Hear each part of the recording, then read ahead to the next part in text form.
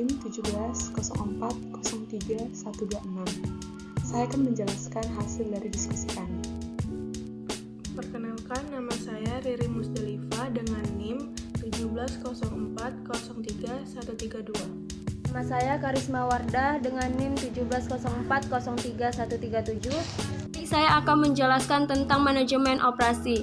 Apa itu manajemen operasi? Manajemen operasi berkaitan dengan desain dan kontrol operasi, biasanya di bidang produksi dan menyediakan layanan. Sebagai contoh, dalam membangun jalur produksi baru, bagian dari manajemen operasi adalah desain atau pengadaan mesin yang akan dibutuhkan. Selanjutnya saya akan membahas tentang tujuan manajemen operasi. Tujuan dari manajemen operasi yaitu menghasilkan produk dengan kuantitas dan kualitas yang tepat, minimalkan kekurangan bahan baku, sumber daya mesin, dan personel yang dibutuhkan, minimalkan total biaya produksi, meminimalkan gangguan dalam pengiriman produk jadi, minimalkan jumlah produk yang rusak, maksimalkan pengembalian. Untuk mengoperasikan mobil, beberapa tujuan mungkin adalah sebagai berikut. Yang pertama, mengangkut penumpang dan kargo dari asal ke tujuan. Yang kedua, hindari kecelakaan lalu lintas. Yang ketiga, hindari pelanggaran lalu lintas. Yang keempat, minimalkan waktu dan biaya perjalanan. Kemudian, saya akan membahas tentang resiko kerugian akibat internal yang tidak memadai atau gagal. Manajemen resiko operasional didasarkan pada konsep kecelakaan atau peristiwa yang tidak diinginkan, bahaya atau objek, tindakan, peristiwa, atau kondisi yang dapat berkontribusi terhadap terjadinya kecelakaan. Dan tentu saja resiko atau kejadian dengan yang tidak diinginkan tanpa memperhatikan maksud tertentu. Pendekatan sistem menyediakan cara yang mudah untuk menggambarkan, mengklasifikasikan peristiwa resiko berdasarkan sebab, asal, dan konsekuensinya. Meskipun ada jenis resiko lain selain resiko operasional, perbedaan tersebut biasanya dapat diklasifikasikan dengan melihatnya dari perspektif sistem. Selanjutnya saya akan menjelaskan tentang manajemen risiko operasional. Manajemen risiko operasional itu didasarkan pada konsep kecelakaan, bahaya, dan juga risiko. Kecelakaan merupakan suatu peristiwa yang tidak kita harapkan dan juga tidak kita inginkan. Sedangkan bahaya itu merupakan kontribusi atau yang mempengaruhi suatu kecelakaan itu bisa terjadi. Bisa dari sebuah objek, sebuah tindakan, maupun sebuah proses. Dan tentu saja dari setiap risiko, dari setiap kecelakaan yang ada, kita akan mendapatkan sebuah risiko, yaitu dampak atau efek dari sebuah kecelakaan itu.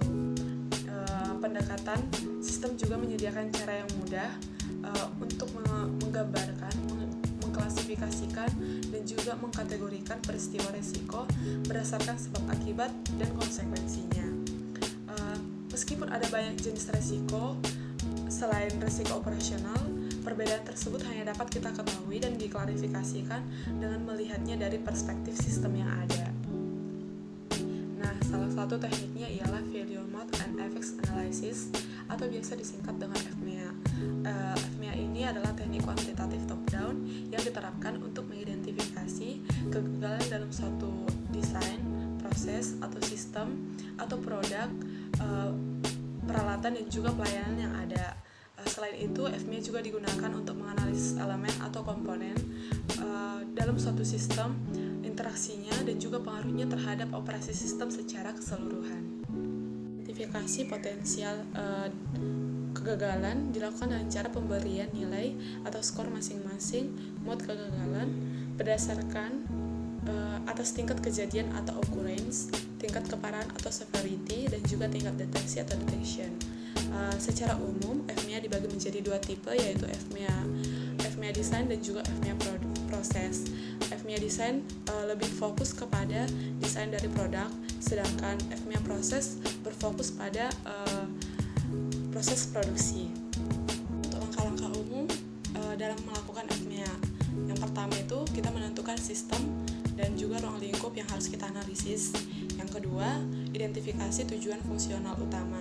Nah, untuk setiap tujuan diidentifikasi cara kegagalan yang mungkin terjadi atau mood kegagalannya. Lalu berikutnya, untuk setiap mood kegagalannya, identifikasi konsekuensi atau efek yang mungkin jika kegagalan tersebut terjadi. Berikutnya, nilai konsekuensi yang terjadi tersebut dalam hal tingkat keparahannya. Lalu, identifikasi akar penyebab dari setiap mood kegagalan. Lalu, nilai setiap akar penyebab dalam hal peluang terjadinya. Kita identifikasi tindakan pencegahan dan kontrol saat setiap akar penyebabnya. Lalu, untuk setiap akar penyebab dan kegagalan, nilai seberapa baik dan seberapa dini penyebab tersebut dapat dideteksi dan dapat kita atasi. Kemudian, dihitung nilai angka prioritas risiko atau RPN-nya berdasarkan konsekuensi, kejadian, dan deteksi. Kemudian, identifikasi kegagalan yang dianggap kritis. Yang terakhir itu kita menentukan tindakan pencegahan atau kontrol tambahan sesuai dengan kebutuhan. Selanjutnya akan dijelaskan oleh teman saya. Terima kasih. Nah, selanjutnya itu adalah fault tree analysis atau FTA. Adalah teknik pemodelan top-down dedikatif yang digunakan untuk menganalisis bagaimana kegagalan dapat terjadi. Disebut dengan pemodelan top-down itu karena dia analisanya dimulai dari top, atas, dan diteruskan sampai ke bawah, titik ke bawah. Terus, manfaat dari FTA itu adalah manfaatnya yang pertama dapat menentukan faktor penyebab yang kemungkinan besar menimbulkan kegagalan. Yang kedua, menemukan tahapan kejadian yang kemungkinan besar sebagai penyebab kegagalan. Yang ketiga, menganalisa kemungkinan sumber-sumber resiko sebelum kegagalan terjadi. Yang keempat adalah menginvestigasi suatu kegagalan.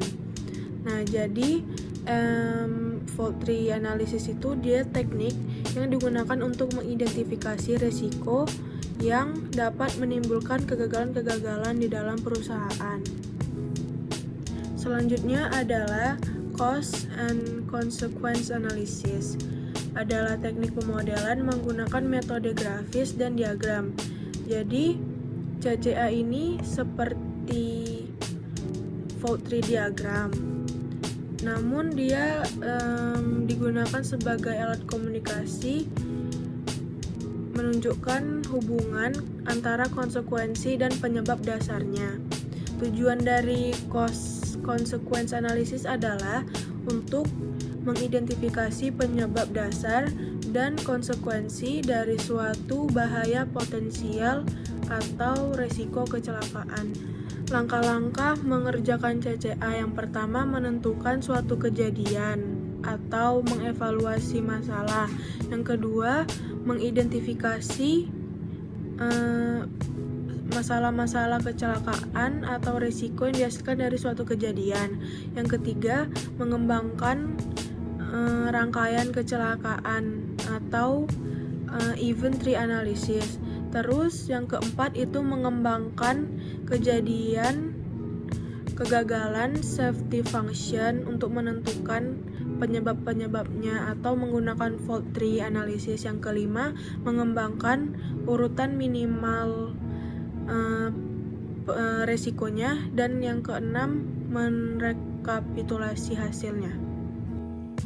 Yang terakhir adalah ALAP. ALAP dalam dunia keselamatan kerja artinya adalah as low as reasonable practical. Nah, jadi ALAP itu adalah sebagai tolak ukur upaya menurunkan resiko serendah mungkin secara wajar. Nah, ALAP itu sendiri ukurannya masih relatif karena tergantung pada kebijakan masing-masing perusahaan.